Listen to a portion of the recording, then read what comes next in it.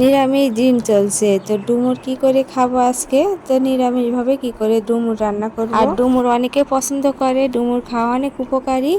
আর বাচ্চারা বিশেষ করে ডুমুর খেতে চায় না, তো বড়দের জন্য একটা বিশেষ উপকারী রেসিপি নিয়ে হাজির হলাম। খুব ভালো লাগবে আজকের এই রেসিপিটা। আর ডুমুরগুলো কিন্তু ছোট ছোট নিলেই বেশি টেস্ট লাগে। আজকের ডুমুরটা সেটাই ছিল। ডুমুরগুলো যদি বড় বড় হয় তাহলে উপকার চামড়াগুলো নেওয়া লাগে, আর এই চামড়াটা একটু সেদ্ধ করে নেওয়া লাগে।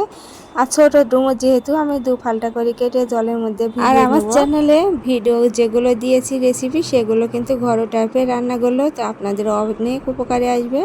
আর রান্নাগুলো খেতেও কিন্তু ভালো লাগে এভাবে তৈরি করলে। তো যাই হোক, আমি ছোট ছোট করে এই ডুমুরগুলো কেটে নিচ্ছি। একটু বড় হলে আমি 4 ফালটা করে নিচ্ছি। আর এই ডুমুরগুলো কিন্তু বাজার থেকে কেনা, তো বাড়িতে যাদের আছে তারা তো ডুমুর পেড়েই খেতে পারবেন রান্না করে। যাই হোক, আমি একটু পাঁচফোড়ন আর শুকনো মরিচ দিয়ে আমি ডুমুরটা ঢেলে দিলাম আর একটু ভেজে নিলাম। খুবই সামান্য একটু নেড়ে চেড়ে নিয়েছি। এবার পরিমাণ মতো একটু জল দিয়ে নিলাম, দিয়ে ঢাকা দিয়ে দিব।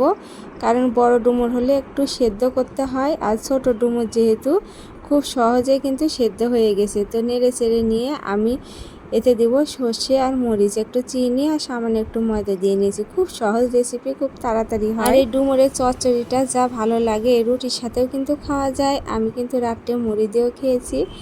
খুব সহজ একটা রেসিপি, আর ছোটো ডুমুর মনে হয় বেশি একটু স্বাদ। যাই হোক, আমি এই মশলাটা ডুমুরের সাথে মিশিয়ে ডুমুরটা রান্না করে নিলাম। আপনাদের আজকে রেসিপিটা কেমন লাগলো কমেন্টে জানাবেন। তো ভালো লাগলে সাবস্ক্রাইব করে আমার চ্যানেলের পাশেই থাকবেন। যারা ফেসবুক থেকে দেখছেন, লাইক ফলো দিয়ে আমার পেজের পাশেই থাকবেন। তো যাই হোক, আমার এদিকে ডুমুরের চচ্চড়িটা রেডি, আর দেখতে কতটা সুন্দর লাগছে। আর খুব তাড়াতাড়ি রান্না করে নেওয়া যায়। ঝালটা একটু কম দিলে বাচ্চারাও খেতে পারবে। আর মিষ্টি দেওয়া আছে যেহেতু, খেতেও ভালো লাগে, বাচ্চারাও কিন্তু পছন্দ করবে। তো এই ছিল আজকের রেসিপিটা। সবাই ভালো থাকবেন, নমস্কার।